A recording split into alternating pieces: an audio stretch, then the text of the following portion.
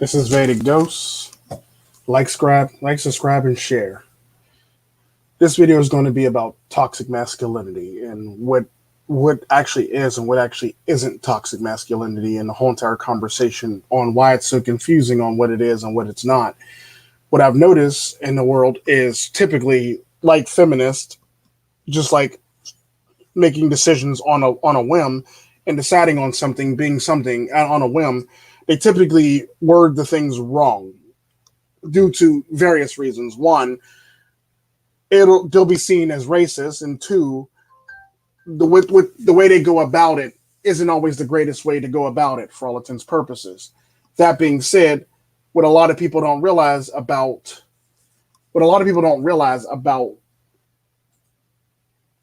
toxic masculinity is it actually does exist when people actually sit, even though people say it doesn't exist.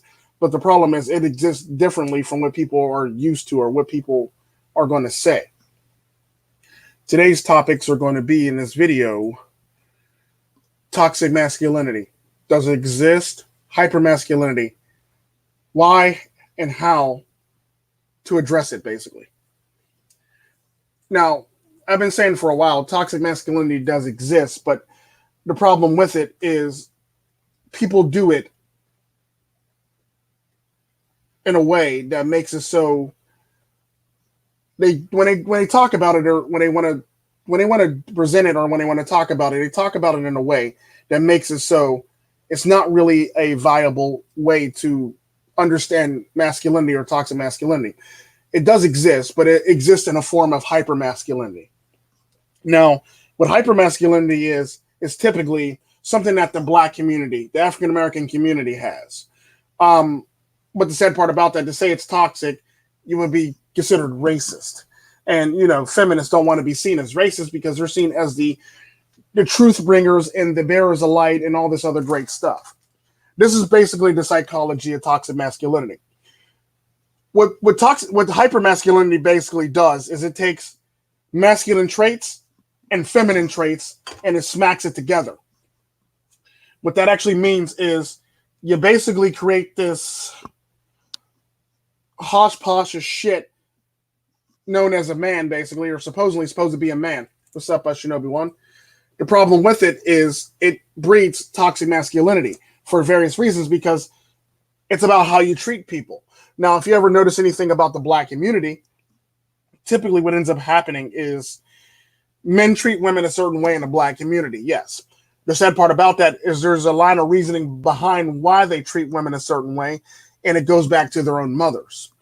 The sad part about that is there's a fundamental difference between a mother that's there for their children and a mother that says, "Mommy, be back." Kind of like that one Chris Rock joke that, he's made multiple times in his skits and his shows. The sad part about that is your children only learn but so much from you, and they basically learn that from you that if you bring men in and out your house, this is how they're supposed to treat men. This is where toxic masculinity actually exists. It exists from the fact that what they see in the household, what their mom's doing, and what is being presented to them. Just because you tell them to do something, that don't mean it's going to work. Like they say, that do as I say, not as I do shit gets a lot of people in trouble because they think that because their parents are supposed to just listen to them and not do what they see. The sad part about that is all people grow up taking on the attributes of their environment and what they see in their environment at the end of the day. It's not about, what you say. It's all about what you do. People see actions and they mimic those actions as they get older for all intents and purposes. This is where a lot of women don't seem to understand or get where their fuck ups actually happen and start.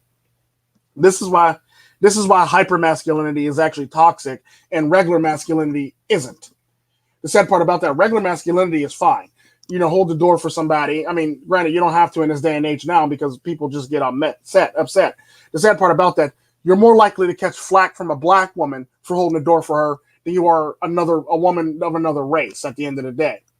That's just true. I mean, granted, there are women that won't, that women that believe that, this should happen to them, but that's basically how they were raised, that, a man should hold the door for them. So you're not always going to get a thank you or a compliment for holding the door for a woman because this is how they believe they're supposed to be raised. Where in the Black community, if it was to pull out a chair for a Black woman, She'd tell you, I can pull on my own chair, shit like that. And it's like, well, I was trying to be a gentleman. Or I can hold my own door. I got 2 hands. And that's typically the shit that you get from the black community. It is what it is. The sad part about that is a lot of people face problems within that community, and a lot of people face problems. So now they treat women the way they do. And when they go out into the world, they treat other women the way they do for this very reason. The sad part about that is when it comes down to it, all this shit and how they treat each other is based on how a boy was raised by his own mother. I mean, there's some kids that were raised very respectful of women, but there's children that come up to be grown men who are still disrespectful of women. And that's based on what they know, what they were taught, what they were shown, and how they were taught to live for all intents and purposes. The sad part about that is that do as I say, not as I do mentality is what got a lot of these people into the messes that they're in. It's the reason why they're literally women are literally in whole ass relationships raising man children, basically, because the women before them didn't do their job properly to raise them to be proper men. Sad part about that is, believe it or not, newsflash, women can't raise men to be men. They can only raise them to be effeminate or effeminate or a lot of feminine traits, basically. This is why a lot of black men are so emotional. Like a good example, I hate to say it because he'll probably be pissed at me and never want to be my friend again, or want to be my nigga again. But I have this one friend I talk about sometimes. He always refers to himself as an emotional thug. Now, me growing up in Central America, I am not an emotional thug. I typically do things based on the situation at hand. I don't do things based on emotion and emotion for all intents and purposes. I do things based on the situation laid in front of me at the end of the day. The sad part about that, when you're an emotional thug, you're typically going to do stupid shit on a regular basis to get yourself into more trouble or get yourself in a much more fucked up situation, sadly. The sad part about that is when it happens, you got to realize that person is in their feelings.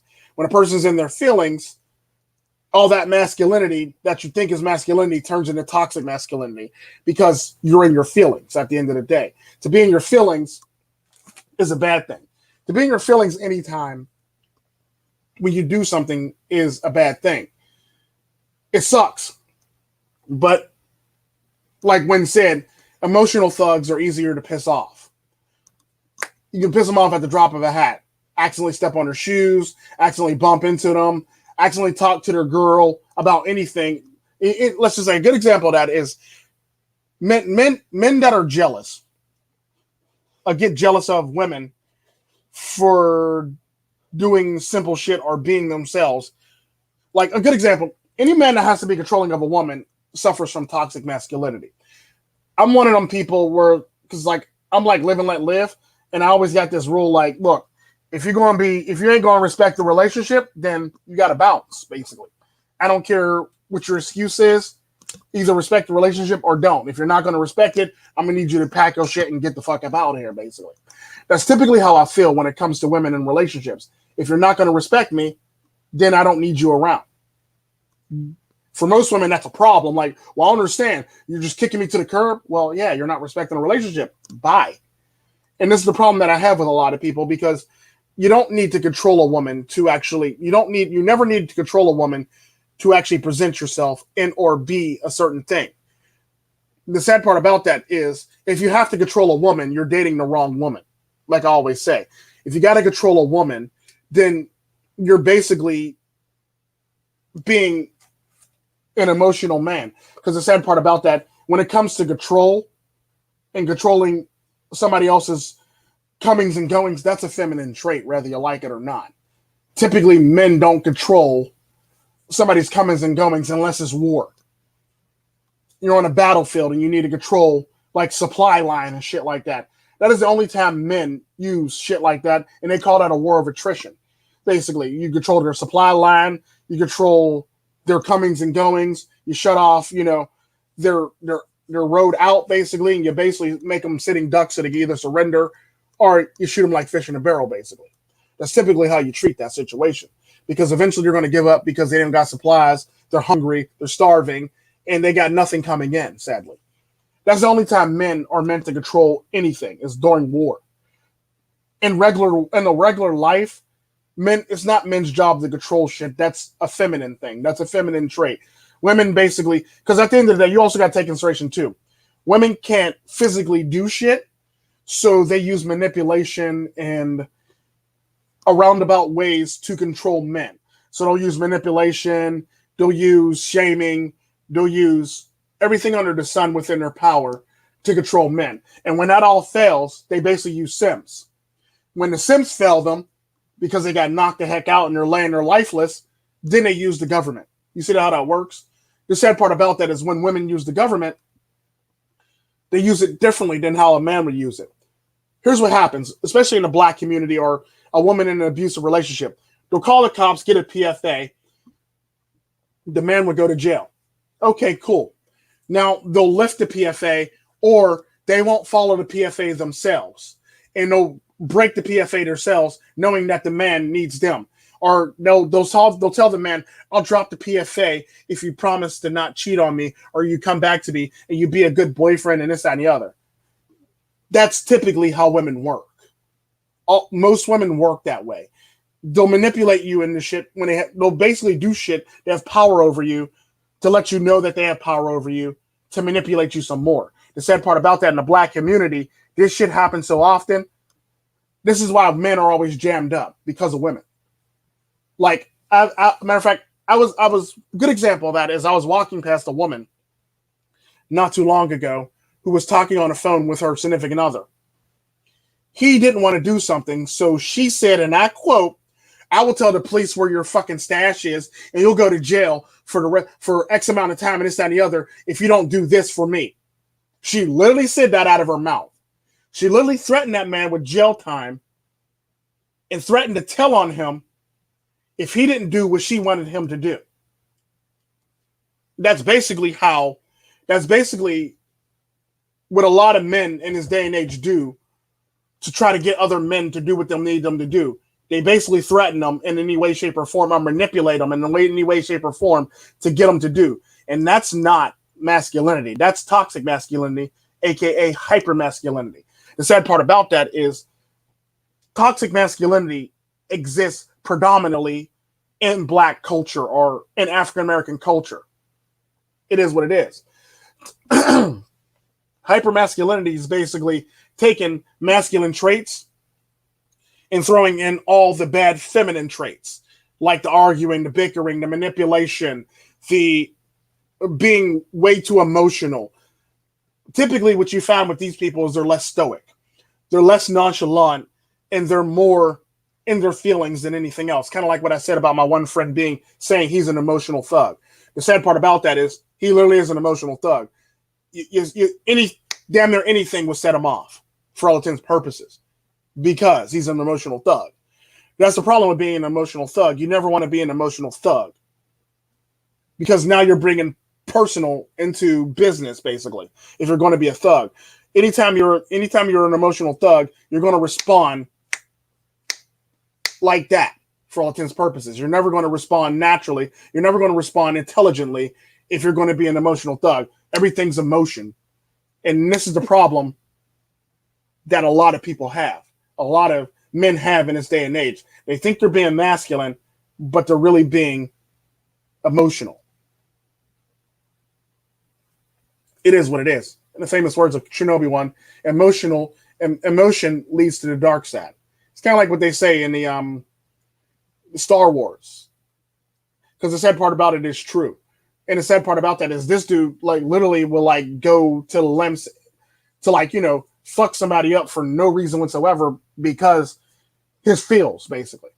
I've watched this dude literally get into a fight. This nigga took a bunch of keys, got into a fight, and was jamming the motherfucking keys in the side of somebody's face in a fight, basically. All because he was slighted or he felt some type of way, basically. I literally watched this nigga do that shit. Literally just jam the keys in somebody's fucking face and just scar them for all intents and purposes. The sad part about that is when you hypermasculinity leads to, doing shit that you normally don't do. Like a good example of that is, another good example, I remember the one time this nigga got into a fight at the bar that I worked at. Got into a fight, won the fight, would not let it go, went home, got his shotgun, rolled back up, said to me, and I quote with his shotgun on his lap, Tico, what do I owe you, pimpin'? I got to pay my bill, and I got to go fuck this nigga up. Literally with a shotgun on his lap, and I go, you know what, nigga? It's not even fucking worth it. You do you, man. You do you. Literally what I said to him. And the sad part about that is it kind of hurt his feelings that I said that to him, but it's like, dude, it's not even fucking worth it. You literally won the fucking fight. Why do you need to go shoot the man up now? Sawed-off shotgun style. Like, think about that. This is exactly the shit that is toxic masculinity. This hyper-masculine shit that all these rappers do in the videos and all these women do in their rap videos and songs and shit like that is nothing more than toxic masculinity. The sad part about that, if you've ever noticed, it's perfectly fine to be it's perfectly fine for toxic masculinity to be in a rap video or a song where, you know, that's supposed to be the female anthem that only like 2 out of the 5 people who wrote the damn thing were women. Or was it 2 out of 6? 2 out of the 6 people who wrote the damn song were women. The rest of them were men. So it baffles me when I hear people say stupid stuff like that. Like, it's just toxic masculinity. You're not being a strong, independent woman. You're not doing that. You're being toxic masculinity. You're basically doing the exact same thing that you claim men are doing at the end of the day. Chivalry is not toxic masculinity. Doing the stupid shit in rap videos and carrying yourself a certain way is toxic masculinity. Like I said, if you have to, it's kind of like what we say in the hood or say in Central America, real recognize real. You don't have to say you're real. You don't have to say you're gangster. People know you're gangster when they approach you or they try to avoid you at the end of the day. It's kind of like what I say about, you know, the black people in America versus me. White people are more likely to sit next to and or be comfortable with the people who claim they're gangster, who wear skinny boy jeans, than they are to sit next to me. When they see me, they avoid me because the way I carry myself is not like what they're used to seeing, quote unquote, pop culture. Pop culture is toxic masculinity. I carry myself old school.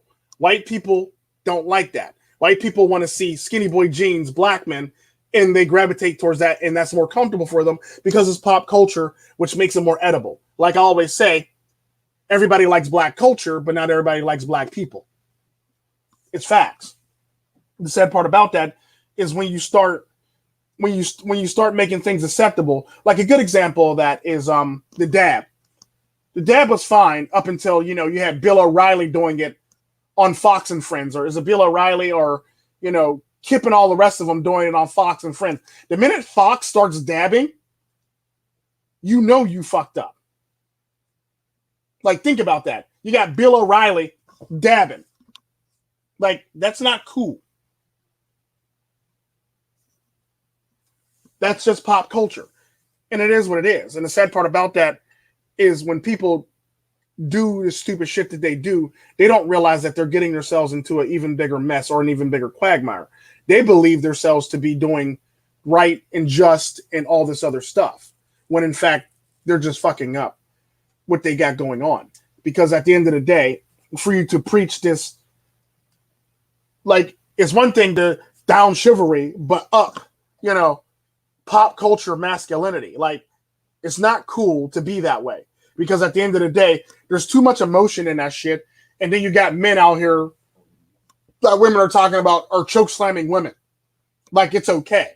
Like, so we're okay with hyper masculinity and men choke slamming the hell out of women. But we're not okay with chivalry and a man pulling out a chair opening the door. So what that basically tells me is you want to be beat up. You don't want the door held. Or you want the door held and you want to be hit in the face with the door. Like, pick one. Like, you can't have it really both ways, sadly. Because the sad part about that is it's one of those things where when we talk about it, people always shrug their shoulders, or people don't really know about it, or people always try to make up something that they believe to be masculinity or toxic masculinity, basically. The sad part about that is, we're going to talk about it, you got to talk about it properly. You can't reword it or you can't repurpose it or give it a new definition at the end of the day. If you're going to talk about it and talk about it big. Like I said, when it comes to hypermasculinity, that is the most toxic masculinity that you can get. That is the only toxic masculinity that actually exists today. The sad part about that is, we sweep it under the rug when it's black people, but we treat it as such when we try to pretend like, it's the white people doing it. Like a good example, when I watched that Gillette ad, where they were talking about, toxic masculinity in that Gillette ad. The sad part about that is, all those activities and acts that they had the white people doing, that's the exact same shit that niggas from the hood do on a regular fucking basis. Like a good example of that people don't want to talk about because they're too butthurt by it, is there was a story in Pittsburgh. I think Wen probably heard about that, and we talked about this. There was a dude who asked a woman out. Black guy asked a black girl out, or was she white or Latina? Basically, he asked the girl out. The girl said, "I have a boyfriend." The dude literally followed her home and killed her. Nobody wants to talk about that because it's a black guy and this happened to this person. You know what I mean? No, it was a black woman, basically. Yeah, it was a black woman. And they basically, the sad part about that, he asked her out. She said she had a boyfriend. She literally had a boyfriend. And so he followed her home and he killed her. Like, think about that. If that is some toxic masculinity crap right there. The sad part about that is, another good example of toxic masculinity is typically a lot of black men that do this shit. Another form of toxic masculinity is when a man says, when a man's sitting there talking to a woman that's in a relationship, and he was told that she's in a relationship, and he turned around and says, and I quote, "Well, whenever you're tired of your man, call me." That's toxic masculinity right there in a nutshell. That is some toxic masculinity shit. Because the sad part about that is, men do this shit on a regular basis, especially black men. They do this shit on a regular basis, but we don't want to talk about it because it's black men, and everybody wants to try to avoid that because they don't want to feel racist. The sad part about that is, when we talk about it, it actually gets shit done. But nobody wants to talk about it because, more racism. The sad part about that is, it's toxic masculinity when you do it at the end of the day. It's so toxic, it's fucking ridiculous. If a woman says she has a boyfriend, leave it at that. Now, don't get me wrong. There are some women out there that will lie to avoid shit, but, that's typical women shit. But the sad part about that, if her friend's on the phone with you and she's talking to you, and her friend and her tells you she literally has a boyfriend, 9 times out of 10, or 10 out of 10 times, 9 times out of 10, she has a boyfriend. That doesn't mean, take her phone out of her hand and put your number in her phone and tell her to call you when you're tired of your man. That's some toxic masculinity shit right there, whether you like it or not. And the sad part about that, black men do that shit more than white men. That's the cold hard truth. Black men do that shit more than white men. Like, black men, because they feeling themselves and they all up in their emotions, they do stupid shit like that. They make dumb decisions like that on a regular basis. The sad part about that is, nobody wants to talk about it because they'll be seen as being racist or, ism, basically, when it comes down to it. The sad part about that is, we know it's happening, but we don't want to really look at it. We want to blame all other people for this shit. The sad part about that is, at the end of the day,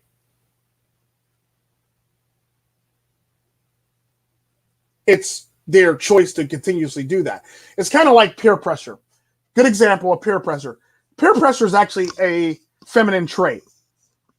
Anybody that succumbs to peer pressure, That is a feminine trait. If everybody's telling you should do this, that, and the other, you basically suffer from feminine traits. Peer pressure doesn't affect the strong. Peer pressure only affects the weak. So if everybody's trying to bow down on you and get you to do shit, 9 times out of 10, you're probably a weak person if you capitulate and do it at the end of the day. You can't blame everybody else. You're just a weak person at the end of the day, whether you like it or not. Because what you can't do is sit up here and go peer pressure. That's a feminine trait. Succumbing to peer pressure is a feminine trait at the end of the day. And these are a lot of the qualities that a lot of these men grow up with. The sad part about that is I'm talking about black men, but the sad part about that is there's a shit ton of white men, Chinese men, Asian men, men of every culture that literally suffer from these very traits. Like Rich Homie Quan says, is it Rich Homie Quan or Q? Hate. Hate. Jealousy is a bitch nigga trait. It is. Jealousy is a bitch nigga trait, basically. That's part of toxic masculinity. Anytime a man gets jealous of something, I basically see him as a bitch nigga. I see him as a woman, basically. That's something that typically women do. These are all a part of what toxic masculinity actually is. Anytime you can get jealous of another man or you can overstep your boundaries and do stupid shit like that, you're suffering from toxic masculinity. Like I said about the men who, when you get tired of your man, call me. Snatching your phone out of a woman's hand seems cool and shit like that at first, or putting your number in a woman's phone seems cool at first, but that's nothing more than toxic masculinity. Because you're setting yourself up for some shit, basically, at the end of the day. And the sad part about that is these are the type of men who can't accept no or grew up in a participation trophy era, and they believe that, they should be liked or wanted or, the sad part about that, those traits are all feminine traits. You shouldn't be liked or wanted, basically. You should have to earn that shit, basically. This is not participation trophy anymore. This is the real world. So you can't just do stupid shit just to do stupid shit. This is typically what a lot of men are doing this day and age. And they want to try to say that, I'm being masculine. I'm showing my masculine frame. Like, no, that's not a masculine frame. That's a bitch nigga frame. And you're acting like a bitch right now. It's facts. It's kind of like the one dude that makes videos and says, I'm an alpha. That's a bitch nigga trait. That is a straight up and down bitch nigga trait. If you have to shout that you're an alpha, you're probably not one. You're a bitch nigga. It's facts. I say this on a regular basis in a lot of my videos. If you have to proclaim yourself to be something and you got to poke your chests out and say, I'm an alpha, you're not an alpha. You're a bitch nigga, basically, at the end of the day. That goes for anybody. Black, white, Chinese, Puerto Rican, Asian. I don't give a fuck. You're all niggas to me, basically. Just suck it up, cupcake. If you have to do that, you're basically being a bitch nigga, basically. Anytime you have to proclaim yourself to be something or you say you're something, you're basically being a bitch nigga. Because what I've noticed with a lot of these men that a lot of y'all follow, they suffer from a lot of bitch nigga traits. It's true. It's fact. They do. It sucks, but it is what it is. They easily get their feelings hurt. It's like they wear their heart on their sleeve. So, it's easy to punch them in the heart and get them ticking and them to act a certain way and get them to act a certain way right away. The sad part about that is, at the end of the day, that's nothing more than a bitch nigga trait. That's nothing more than a feminine trait at the end of the day. So you can't sit up here and tell me, well, this, that, and the other, and, I'm strong and I'm this and I'm that. The minute you start telling me this shit, that's when, and Yam, they know this personally from me. I'll literally look at you and ask you, are you trying to convince me or yourself? Anytime somebody says shit like that or proclaims something on a regular basis, I look at them and go, are you trying to convince me or yourself that you are? It's kind of like the people that say fake it till you make it. Those are the type of people that got bitch nigga traits, basically. Because you should never have to fake it till you make it at the end of the day. If you have to fake it till you make it, you just don't have it. You just don't have it. The sad part about that, nobody wants to hear it. And they suffer. Because they don't want to hear that they don't got it. They want to pretend like they do. It's kind of like the black men that roll around, and every time you step on their toes or tell them you can't have something, they literally say, and I quote, shit from songs. They quote lines from songs. I shit you not. Well, it doesn't matter. I live in a big house with a mansion, and I got a big swim pools and shit like that. Like, nigga, no, you don't. Nigga, you live in a projects. You might have that shit in your mind, but your ass live in a projects. There's a fundamental difference between dreaming to do something and aspiring to do something. You could dream all your life. That doesn't mean it's actually going to come true. But if you aspire to do it and aspire to be that, you will get to live that dream eventually. The sad part about that, a lot of men in the hood and a lot of men, period, they suffer from this dream state. They dream of being this, but they never apply it or aspire to be this. You see what I'm saying? That's the problem with a lot of men in this day and age. They no longer aspire. They just imagine or dream of being this shit, sadly. That's not how it works when you want to reach a goal or your dream. The point is to aspire to do this shit, or, just do it for all intents and purposes. It's kind of like the several guys that I've talked to over the many years. I'm sorry if I don't name all of you, but two come off the top of my head right now: Duzangs and Lord Sos.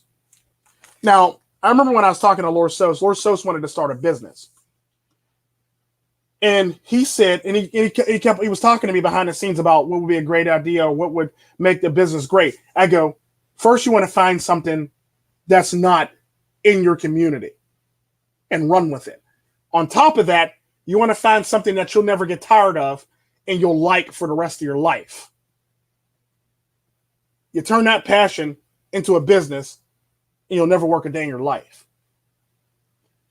Then I basically laid out various business models and paths to get to where he needs to go, basically. Like, irony to it is, Lord Sos right now, the reason why Lord Sos don't make as much content or you barely see him around is because he's a business owner right now. He owns a whole ass business and he's talking about expanding and making it bigger. It is what it is. He literally asked me for my advice on business. I gave it to him. And now he's living his dreams. He's aspiring to do good with his life. He's aspiring to be better.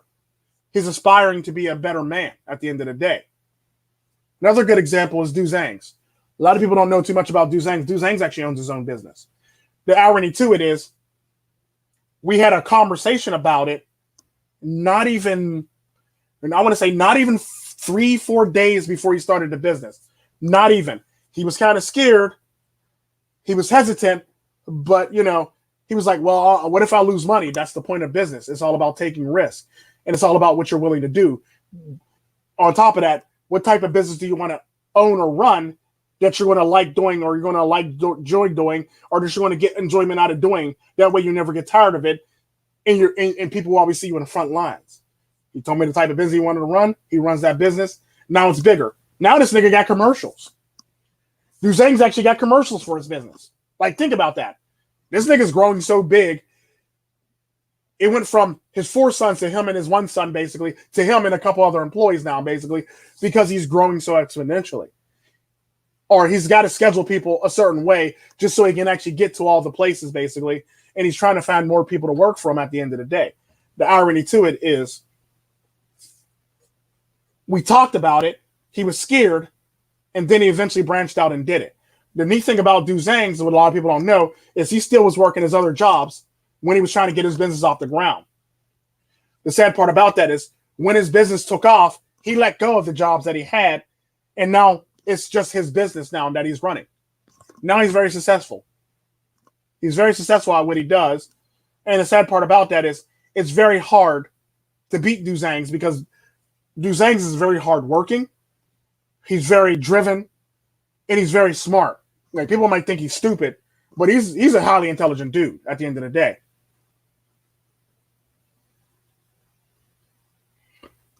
So these are all traits that you want to have to actually be a masculine man. You want to be on your purpose. You want to be on your grind. What's up, my manly? You're fine, Pimpin'. You're fine. What's up, Win? What's up, Shinobi One? But the sad part about that is when it comes down to it, you want to be on your purpose and you want to be on your grind. That's actually very true. What you don't want to be is in your feelings or wearing your heart on your sleeve and being too emotional, sadly. Because the sad part about that, there's way too many emotional men who get butthurt way too easily. And like I said, that's not a masculine trait. That's a feminine trait. And that leads to hypermasculinity, which is toxic masculinity. Think about that. Hypermasculinity is toxic masculinity. Anytime you can be disrespectful to anybody in a relationship, that's toxic masculinity. Like a good example, there's a fundamental difference between me saying something to a woman. Like there's a fundamental difference between what men do with the whole entire phone thing, where they'll snatch a woman's phone out of her hand, put their number in their phone, and tell them to call me. There's a fundamental difference between that and me saying to a woman, well, if that's what you choose, you do you. Big difference. One's working off emotion, one's working off of stoicism and nonchalance. Because at the end of the day, I know my worth. Therefore, if you want to roll, you roll. Bounce, basically. That's typically how I feel about it. When it comes to women, because women will always try you or always shit test you. And that's always my response to it. Well, if that's how you feel, do what you do. I ain't gonna stop you. If that's where you want to be, that's how you want to feel, that's what you want to do, go do you. And women get mad at me when I say that stuff because they're used to men, being like, oh no, well, that's not what I was expecting. And that kind of hurts my feelings. Well, what you expect? The shit that you say to me that hurt my feelings? It's not. That's not how I roll. I know my value. I know my worth. Therefore, I don't need to, participate in these shit tests with you. I don't need to participate in this bullshit with you at the end of the day. That's the fundamental difference between toxic masculinity and actual masculine men. The toxic man or the toxic masculinity men will basically do stupid shit like, when you're tired of your man, come talk to me. That's toxic masculinity. Or snatch a woman's phone out of her hand and put your number in it, even after she told you she got a man, then give it back to her and tell her, call me when you're tired of your man. Or, snatching a phone out of her hand. Or following a woman home and then killing her because she turns you down is toxic masculinity. At the end of the day, whether you like it or not, it's all toxic masculinity. What's up,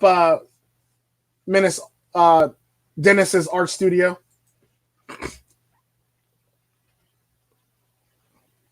Basically, what he's saying, emotional blackmailing is toxic femininity. Toxic femininity. The sad part about that is a lot of men carry that over with their masculinity and they become hyper-masculine. This is where the whole entire hyper-masculine thing happens. When you're hyper-masculine, you basically have masculine traits and you have feminine traits, very bad feminine traits. The sad part about that is a lot of time your feminine traits shine through and we can see it. It's kind of like that one saying about the wolf. When they smile, you can see their fangs, basically. That's basically what you're dealing with. The sad part about that is they only show their fangs because that's about how dangerous they are. It's kind of like they say their bark is worse than their bite, basically. This is typically a lot of times what you deal with when it comes to men. And you're right, hypermasculinity is overcompensation. The sad part about that, what goes into hypermasculinity is a lot of feminine traits at the end of the day. And then on top of that, you try to overcompensate. The sad part about that, who do we always talk about always overcompensating for some shit, basically? Women. A good example of that is like I've always talked about when people drag me into a game or smash or pass. When I say pass, women get angry. Women get pissed. And then they'll go above and beyond to try to make me feel bad about my decision that I passed on them. Now you're overcompensating for something that you're not.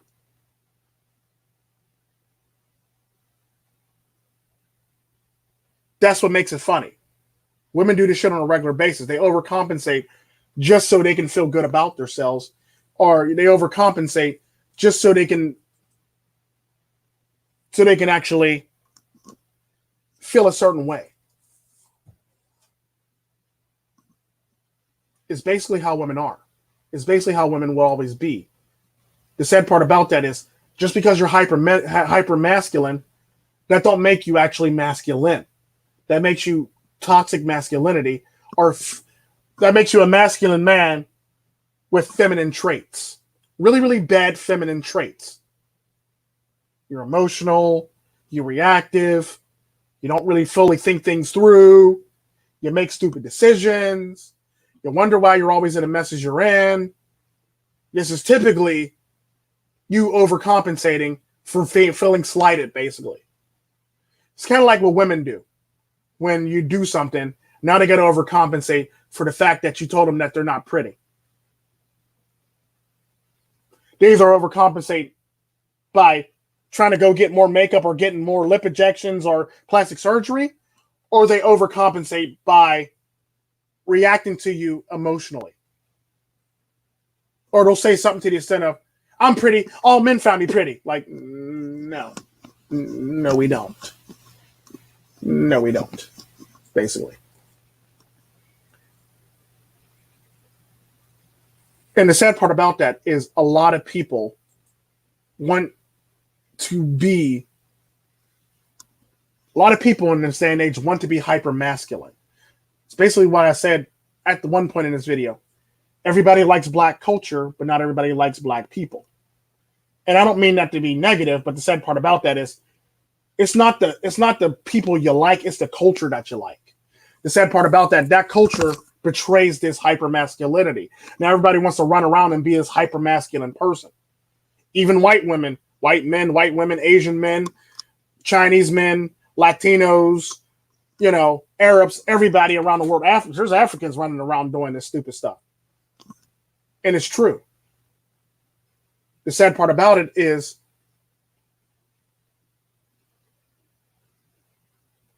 you can't do that and expect us to actually believe that you're a masculine man. If you're running around on videos talking about you're alpha, you're not alpha. If you got to call yourself any title like that, you're not. You're just a poor little man child trying to fake it till you make it. This hurts anybody's feelings. Like I said, feel free to drop a comment in my comment box. I'll drop my address and you can come out and get drugged. It's that simple. The sad part about that is y'all know it's true and y'all know I will drag you so y'all don't come out.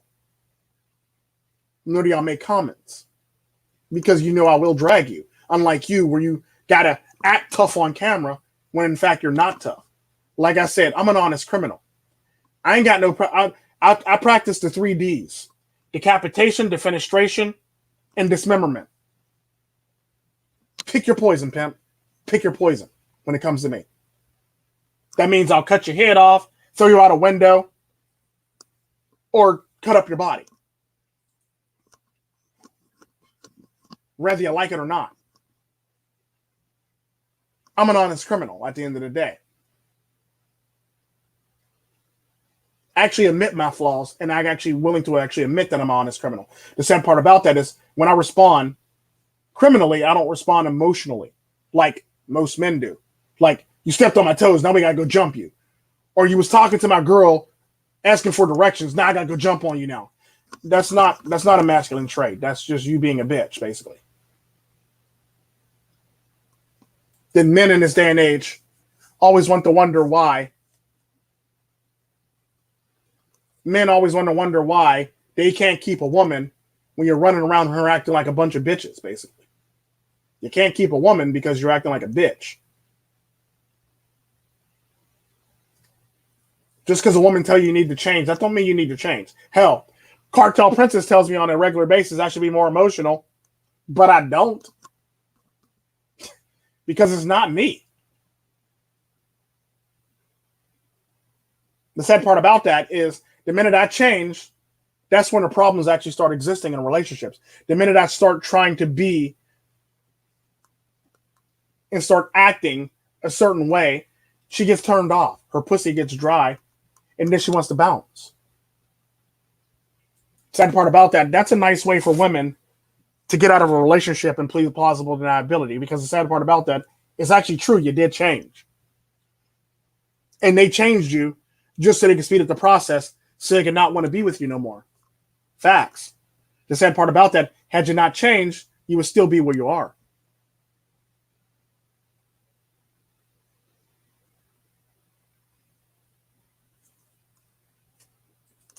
Like Shinobi once says, that gotta change thing is a shit test. It's a giant shit test.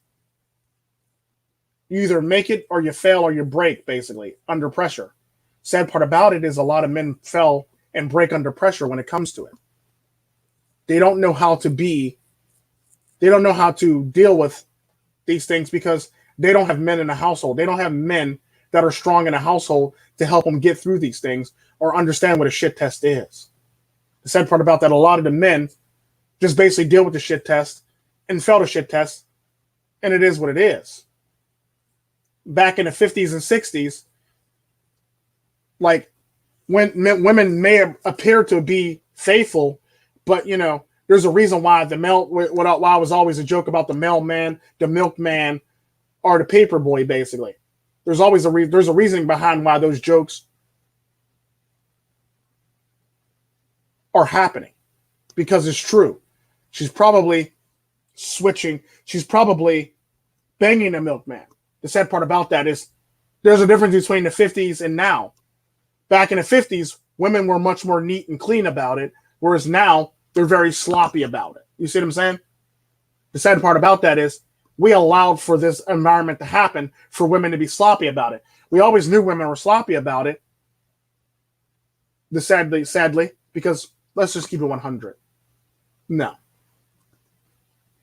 The sad part about that, we allow women to be more sloppy about it. The sad part about that is now women want to try to be sloppy about it, but they want to be conservative about it at the same time. Now they're embarrassed. Like, it's supposed to be sexual liberation for women, but you're too embarrassed to tell what your body count is. Like, think about that. You're sexually liberated, but you're scared to tell everybody what your body count is. Does that sound like sexual liberation? No, that sounds like guilt. That sounds like guilt. Which is another thing that a lot of women these days been going through. They actually suffer from toxic masculinity. We call it toxic femininity, but anytime you can go out here and act like a man and want to be like a man and want to dress like a man and want to be betrayed as in the image of a man, you're basically toxic masculinity at the end of the day.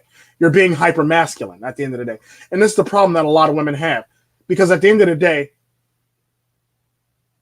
it's not really toxic femininity, it's hyper masculinity that these women are suffering from. They believe that they got to be like a man and be better than a man. Like, no, that's not women being women. That's women trying to be men, which means they're trying to be hyper masculine, which means that they're literally fucking up their chances in a dating market. At the end of the day, you can't sit up here and say, why can't I find a man and still be acting like a man? Only man you'll get is a man that's gay, that's willing to deal with your shit, or another woman that wants a masculine man. Sadly, we always talk about women being toxic femininity. Femininity has always been femininity, no matter if you like it or not. There's a fundamental difference between people say, well, she's toxic femininity. Well, she's really not toxic femininity. She's just being feminine. That's pretty much the spectrum of being a feminine. She's cool, calm, and collective, and she flies off the rails. We all know this as men. Women do that shit on a regular basis. This shit today is not toxic femininity. It's hyper masculinity blown way out of fucking proportion. Women are wearing the pants and talking about WAP and talking about this, that, and the other. That's toxic. That's hyper masculinity, which is toxic masculinity at the end of the day, whether you like it or not. It's all about how you, like Jaguar Media said here, It's the great inversion. Women are now doing what they claim is toxic masculinity. Now women are running with it. The sad part about that is they don't talk about the actual hypermasculine. They talk about the regular masculinity and men holding the door for them while they're running around being hypermasculine and being toxic females, basically. But they're being hypermasculine, they're being toxic masculinity. Like anytime a woman can literally sit up here and talk to you any type of way, she's literally being masculine. Like, it's one thing if you're a country girl, you grew up in a country and you're used to hunting. That's perfectly fine. But when you start walking and talking like a man, now you suffer from hypermasculinity. Or as some people call it in the hood, the stank nigga hoe walk, basically. There's this term called stank nigga hoe walk. It's when women start walking like men. It's called the stank nigga hoe walk. Women do this on a regular basis. They walk like they got balls between their legs and shit like that. Or they walk like they're men. Or they try to come off as men, basically. What I've actually noticed women that do that is typically, when they're around me, they typically act more feminine than they act masculine. But around other men, they act like they're a bunch of fucking men, basically. Like, I have this one girl that works for me. I'm not going to say her name. Women and men all view her as masculine. She walks around like a man, basically, or she acts like a man. The irony to it is that lets me know that those men are actually weak-willed men or weak-chinned men, basically. When she's around me, she's very feminine. Like her shoulder strut and her walk and how she carries herself totally changes around me. She kind of sort of slumps her shoulders and she gets the submissive look, and people don't really notice it when it's around me, but they notice it when she's around them. But the sad part about that, how she acts around me is totally different than how she acts around them. That's when you know you're somebody to be yielded to. When women go from walking and acting like that to being this. I always talk about it. I always talk about my friend Lowe's when he used to say, Tico's the type of man that turned housewives into gangster bitches and gangster bitches into housewives. What he means by that is all these women that run around here acting all thuggish and gangsterish, when they're around me, they turn into feminine women.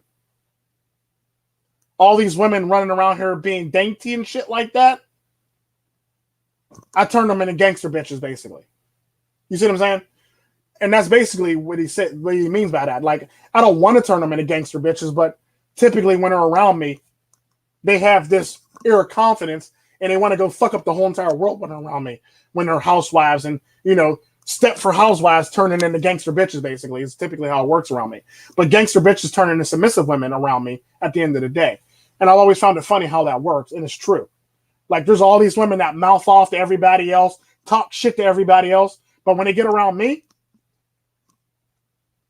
their shoulders go down and they slump, and they get think of it like a dog.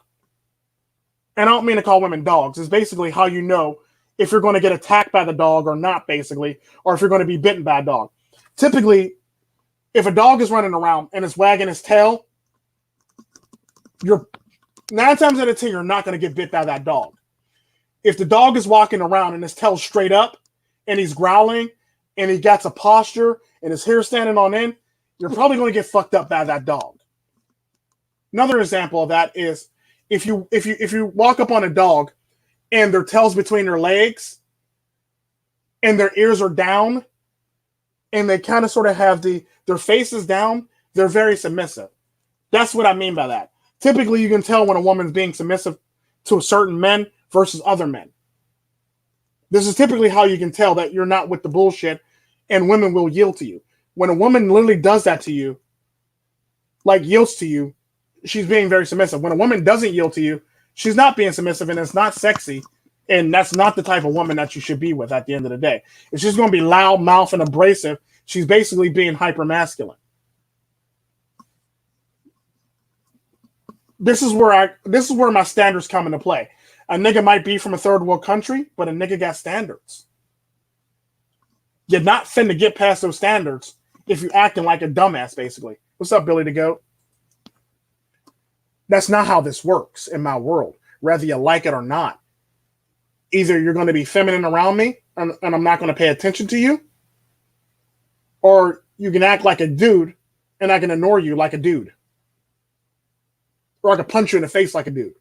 I mean, I'm not really going to punch a woman, but at the end of the day, it's either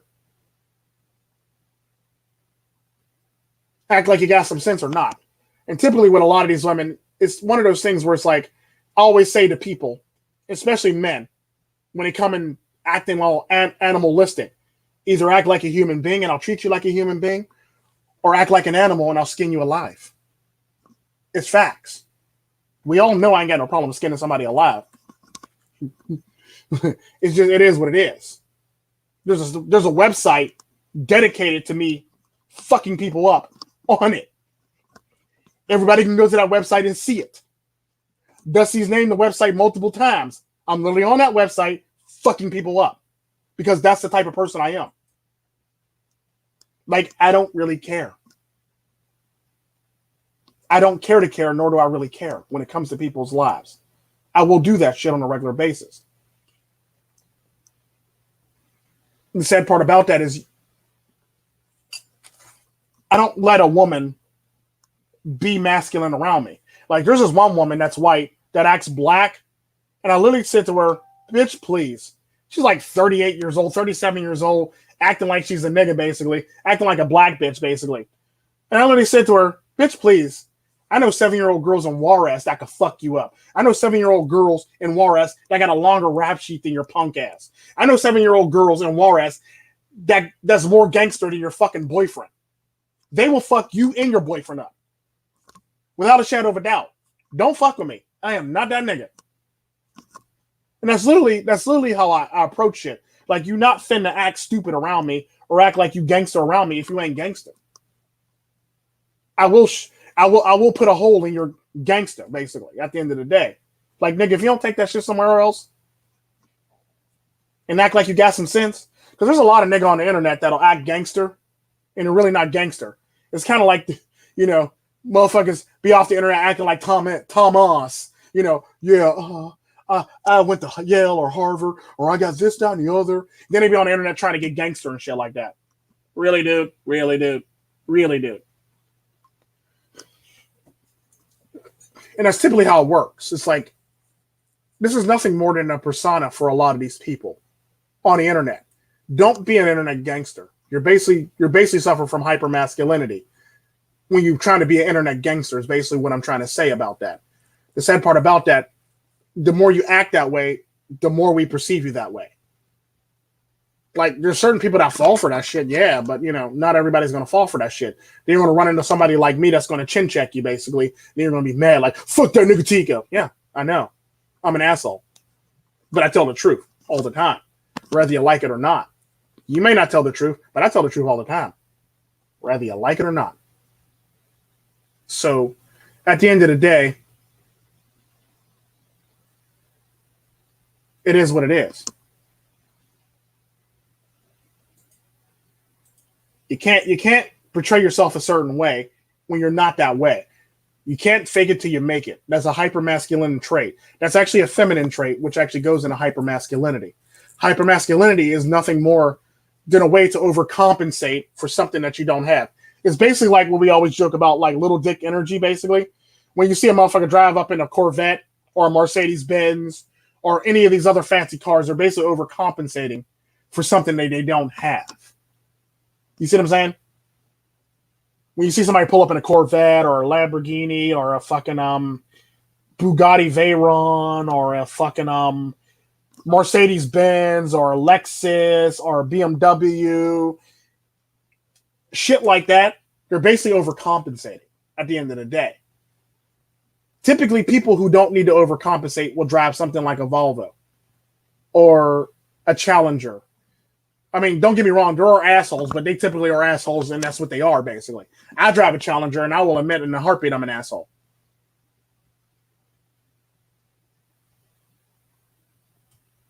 Well, that depends. Did you buy the car to get a girl, or did you buy the car because you like it? Red man. Did you buy the car because to get women, or did you buy the car because you actually liked it? Because a lot of men will say, I like the car, but meanwhile, there's a fundamental difference between grocery getters and bitch getters, basically. Let's just keep it 100. Like, there's a lot of men that'll buy a car and say, I like the car, but they liked it because the attention that it'll get them. You see what I'm saying? It's not always the case that men like cars or something like that for a reason. They probably bought it, you know, because it gets them attention. Like me, I didn't buy the Challenger to get attention. Now, I will say this. I am an asshole, so the Challenger in that video matches my assholeness because it's orange. So it matches every bit of my assholeness. As when I'm an asshole. As Yam, he'll tell you, Tico ain't shit. Tico, you ain't shit. Literally, I'm mean across the board to everybody. I'm equal opportunity here, Buster, when it comes to being mean. So when I buy a car like that, I'm buying it to match my assholeness, or I'm buying it to match me. I don't really give a damn what you think about it. I don't give a damn how many people are looking my way. I buy it because it's me. Like, I don't buy it to get women because I don't need to get women.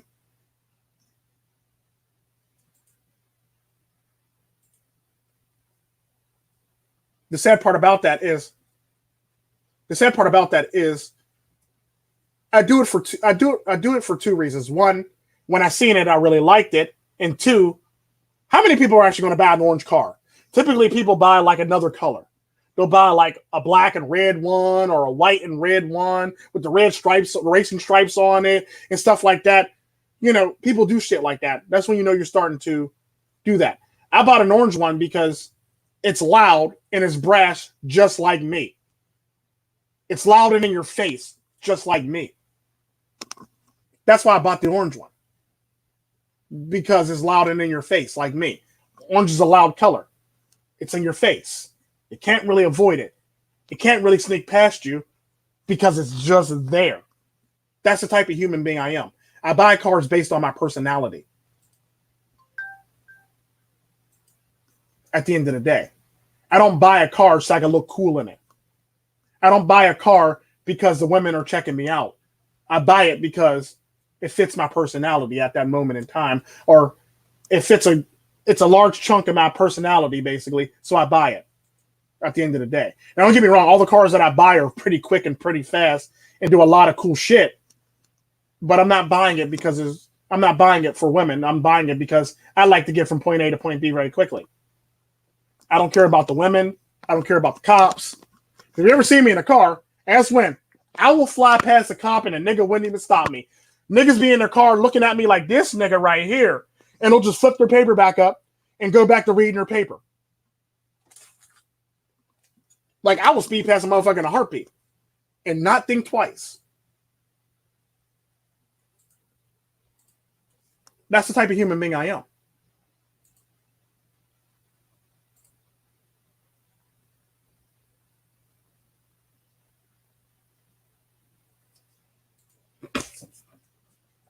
Because at the end of the day, anytime you have to do something for women or for the attention of women, that's a bitch nigga trait. You're suffering from a bitch nigga trait, basically, which is hypermasculinity. I got to get this car because these women like this car. Or I got to buy this Escalade because these females is feeling this Escalade. Like, why don't you get something that you like? Why don't you get something because you like it? Like, a good example is, in a one video, I actually showed my other car, the Chevy Cruze Rally Sport. I bought the car because it's quick. It got the turbo and it's all-wheel drive, and it's quick, and it gets out pretty quickly.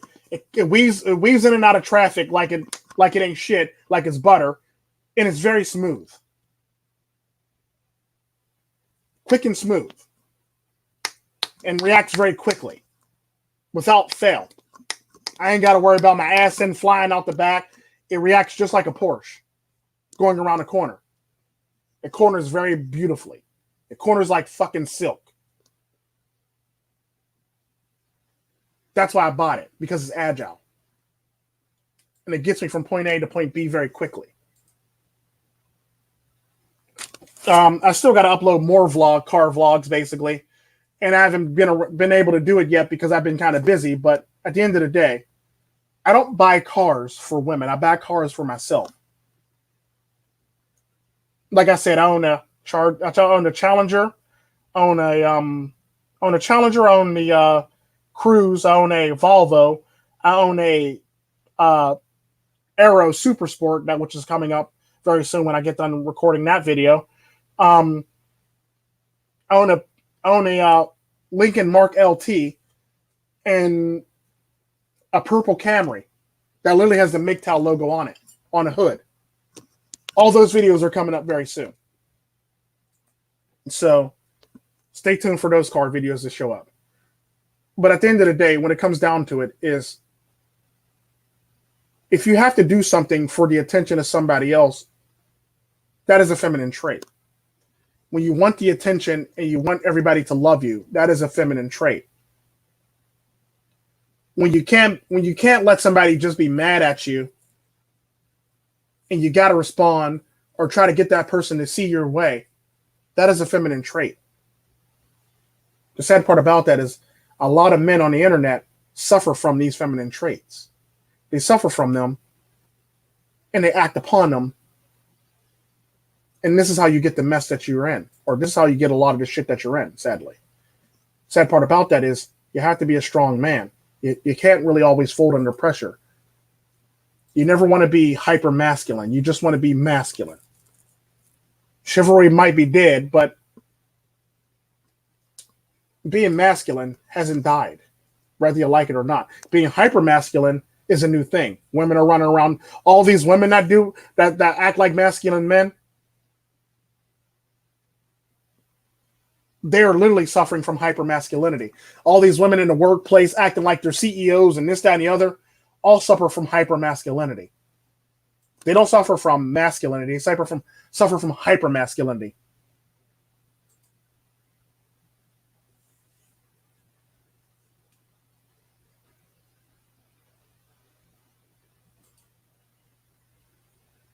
So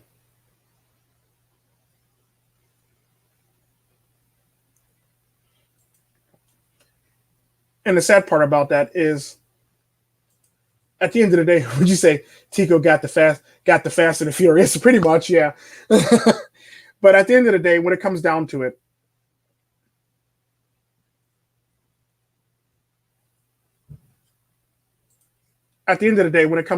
you basically have to be yourself. You have to always be you. Never please somebody if they're not going to please you. If they're not going to be pleasing to you, never please somebody. Never be a people pleaser, like Red Man said here. Red Man said. Never be a people pleaser. Do you to the best of you. Never capitulate to people. Always keep your wits about you and do you to the best of your ability. Take care of you, spoil you, treat yourself like milk, do not but spoil yourself, basically. Because it's you.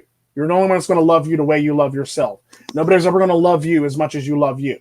You'll always be your own worst enemy, and you'll always be your own worst enemy in the world. And when it comes to your downfall, you're probably the one that's kicking yourself the most, sadly, believe it or not. Like, you might have all these other people like talking shit on you, but 9 times out of 10, when you actually go and reflect on it, you probably were the one that kicked yourself the most in that whole entire group of people. Not having a confidence and being doubtful of yourself. Would you say RPG incoming? Basically. But at the end of the day, this is something that men need to learn. You need to be masculine and do what makes you happy. Don't do what makes her happy. Do what makes you happy. The sad part about that, what made you happy is what got you in the door in the first fucking place. Anything after that, she's going to have to suck it up cupcake. Don't fold, do you, and be you. I'm not saying be an asshole completely all the time. If she goes down and it's a legit thing and she's actually injured, be compassionate then. Because the sad part about that, when it comes to, if you actually look at the hierarchy and with chimps and gorillas, The alpha male in a group literally takes care of children sometimes. They do take care of the children. They do help in the raising of the children. They make sure everybody's okay. They basically are,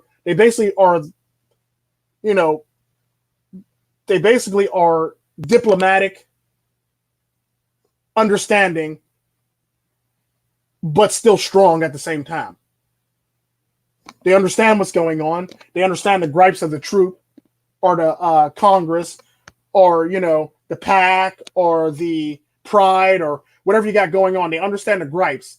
They deal with them accordingly, but they never lose who they are while doing it. Like, the sad part about that, you might always see a lion cub playing with the mother or fighting each other, but what you don't really get to see is the lion cub fighting with the, you know, alpha male in the group, sadly.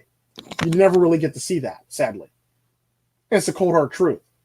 Because the sad part about that, what they want you to believe masculinity is versus what it actually is two totally different things. In Animal Kingdom, the alpha gorillas literally raise the babies. They help in the raising of the babies. They make sure they come up strong. They make sure they learn what they need to learn, and they push them so they can be better gorillas, basically, in life.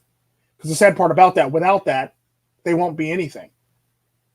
Without that masculine Porsche or that real alpha Porsche, they won't be anything. It's basically how I always talk to my children. Laszlo.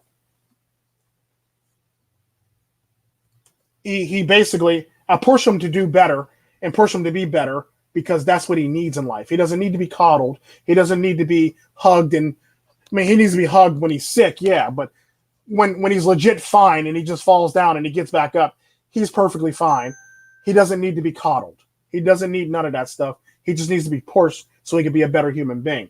It's not boys will be boys. No, it's basically pushing them to be a better person, to be independent, to be a stronger person, basically. Because the sad part about that, all this stuff around him is all temporary. It's all about how he deals with these problems and overcomes these problems that actually makes him a masculine man.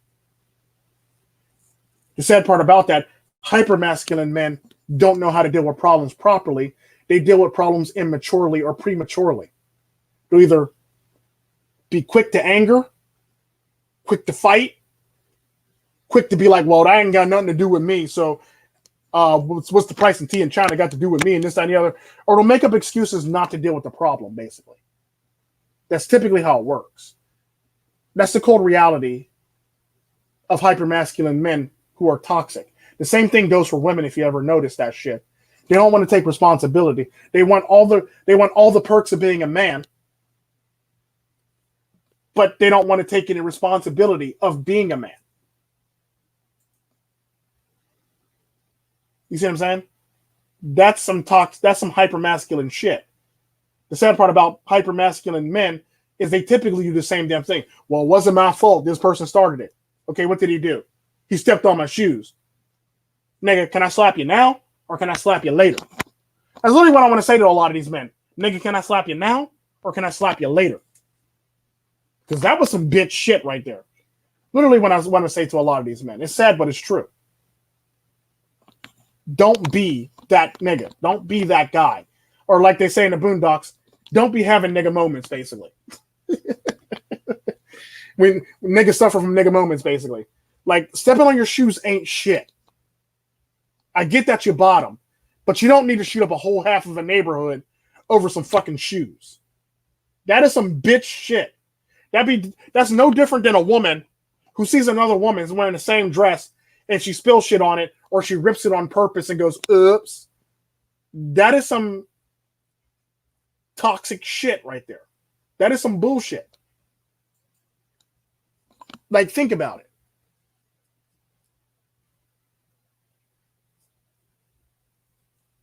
The sad part about that is a lot of people can't handle pain. A lot of people can't handle suffering, and a lot of people don't know how to deal with disappointment. So they cry and ree about it because that's what hypermasculinity teaches you to do. Be a bitch. Cry. Moan and groan and act like you can't do shit for yourself or act like you can't make it out of the hood. This is typically a lot of the mentality of a lot of the men in the hood. I ain't gonna be shit and I always will be here, this, that, and the other. Like, no, that's not how this works.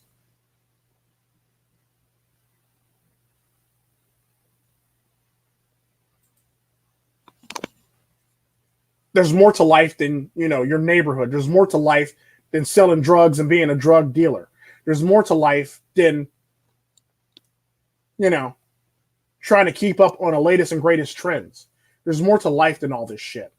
The sad part about that is a lot of men don't want to do it, or they don't really understand how it actually is supposed to work, and they get themselves into these messes. It's sad and true. So what I'm basically saying to you guys is, don't be hyper masculine. Actually be masculine. Masculinity is good. Hyper masculinity, bad. I basically laid out what being hyper masculinity is. It's basically taking masculine traits and combining them with feminine traits. Or as I refer to it, just being a bitch nigga, basically. That goes for anybody. White, black, Chinese, Puerto Rican, Asian. I don't give a damn what color or race you are. If you're going to be a bitch nigga, you're going to be a bitch nigga. If you're going to be a nigga, you're going to be a nigga in my eyes, basically. All y'all are niggas in my eyes, whether you like it or not. And that's just it. A lot of people suffer from bitch nigga traits. This is what toxic masculinity is, and this is what hyper masculinity is. Like I said, I laid out a few examples when I said you got niggas out here choke slamming women because they upset them. You got niggas up here beating up women because they're upset. You got niggas up here snatching phones off of women that say they're in whole ass relationships and giving them their number anyway because their feelings are hurt. Or you got men out here that a woman literally says she's in a relationship and they follow them all the way home and they kill them because they feel slighted. Don't do none of this hyper masculine shit. Don't do none of that toxic shit, basically, at the end of the day. That's all toxic shit. Buying into that shit is bullshit. Buying into this, rap video culture is all bullshit.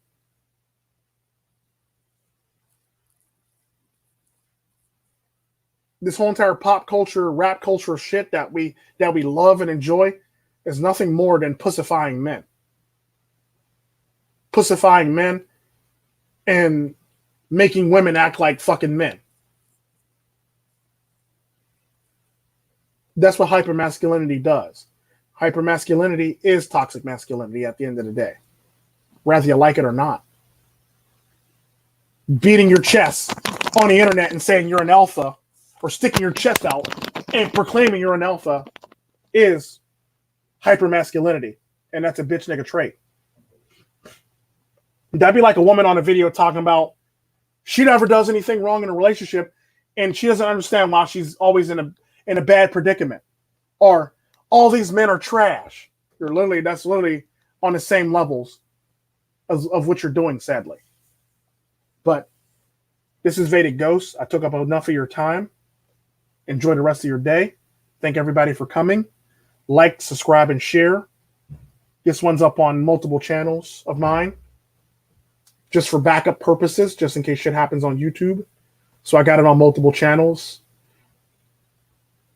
It's on the Tico Tren race relations channel, race and gender relations channel. It's on the internal Sadist channel. It's on the Tico Tren red pill channel, and it's on my actual name, Juan Slamar Rios Magra channel. Just for that purpose, it's also on Twitch.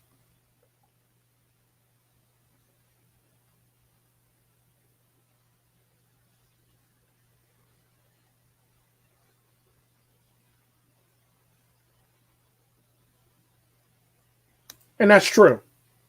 That's very true right there. A lot of people, hypermasculine men will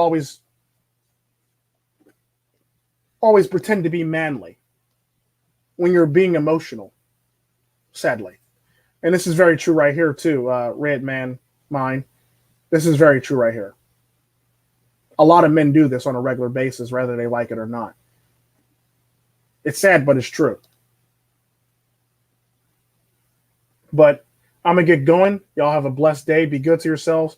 Treat yourselves like milk do nothing but spoil yourselves.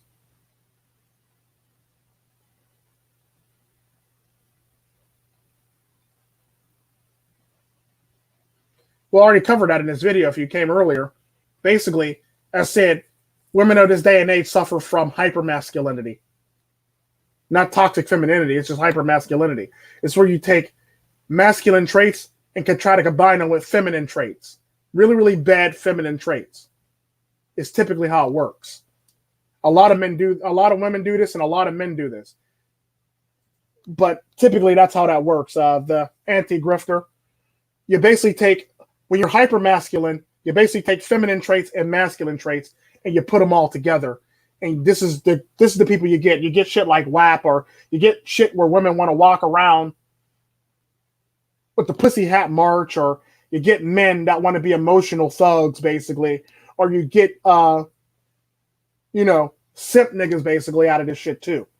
You get a lot of shit out of this, and it's sad. Or you'll get men that'll get angry because they got rejected. That's a feminine trait.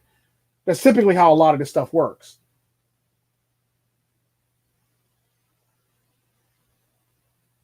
Yeah, and there's a lot of men doing the same damn thing. They suffer from hypermasculinity. But they want to call chivalry toxic masculinity when they actually suffer from the toxic masculinity that they speak of. Running around and having sex with multiple people isn't regular masculinity. That's toxic masculinity. Being emotional, screaming and ringing in the streets and acting like a child isn't masculine. That's hypermasculinity, which is toxic masculinity. It's sad in this day and age that we got a lot, that you got to actually differentiate between what is what is and what isn't, and you got people trying to change the definition of what it is. They'll say, well, it's toxic masculinity because women are oppressed. Well, sadly, at the end of the day, if women are so oppressed, then why do you want me to pay for dinner? If I pay for dinner, technically I'm oppressing you. If I'm going to pay for your dinner, I'm oppressing you. This is something that I always found funny when it comes to women who preach this, feminist rhetoric. You want all the perks of traditionalism, but you don't want none of the responsibilities of traditionalism.